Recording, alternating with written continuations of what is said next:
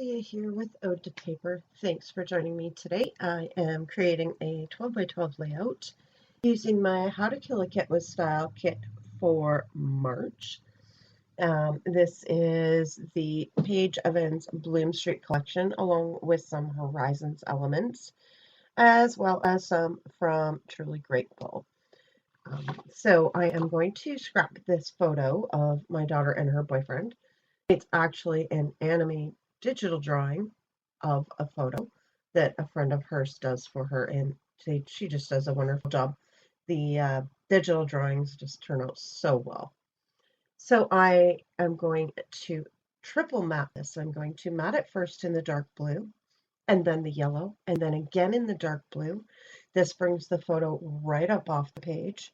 I'm also going to give it some dimension with some fun foam. Now this background paper is a little busy, so that's one of the reasons why I triple matted the photo in the dark blue and the yellow.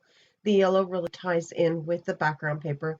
The dark blue, of course, is a different saturation than what's in the background paper, but it ties it in and still makes it stand right out from the background. So I'm going to pull out some embellishments from the Bloom Street collection. I only have the stickers from Horizons and the die cuts from Truly Grateful. So I kind of do a little mishmash, and I do a lot of auditioning here. So I do end up using that blue banner, that die cut heart, that's just from my stash, and that yellow circle journaling card. My title, I kind of hem and haw about it, and then I remember there's a sticker on the Horizons sticker sheet that says together, and I'm going to end up putting that with the bloom word, and that's going to bring my title together to be Bloom Together. My daughter and her boyfriend have just celebrated their 1-year dating anniversary, so that's very sweet. So my clusters, my embellishments end up being on a diagonal.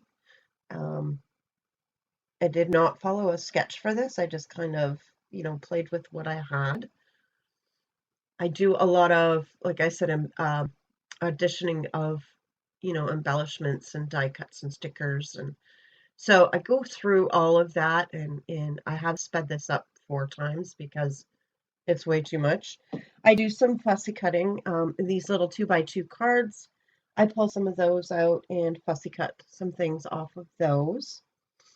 There was a little card with the ampersand on it that I pulled out, and I do end up fussy cutting that one as well. So I'm going to end up creating a cluster right where those 3 main elements are, and I'm going to build off of those. The heart ends up going right to the background, and then the blue banner, which says stay close to people who feel like sunshine. And then I'm going to pop that yellow circle die cut up on fun foam to tie it all in together. So here I'm going to put down my title using my T-square ruler, because we all know I cannot put things down straight.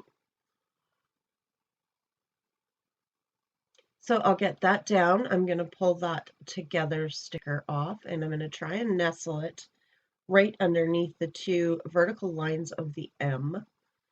But first it looks like I'm going to get my other elements down. First, I decide to pop that circle up so that I can layer it over the top corner of the photo. And that is my main cluster, so that's where all my large embellishments will go. That blue flower sticker from the Horizons sticker sheet, I do cut that in half, and I use part of it down in the main collection, or in the main cluster, and then I use another part of it up in the top left-hand corner. So I'm going to cut that in half and move the ampersand, because I decide that needs to go right there to tie that cluster in. The ampersand will get added down below. And there's the start of the top left cluster. So I'm going to put that flower down. I'm going to layer the butterfly over top of it. And I will go back in after and add a heart, a sticker that says I love you, and some enamel dots and rhinestones. But for the most part, that's all that gets added to that cluster. It's all it needs.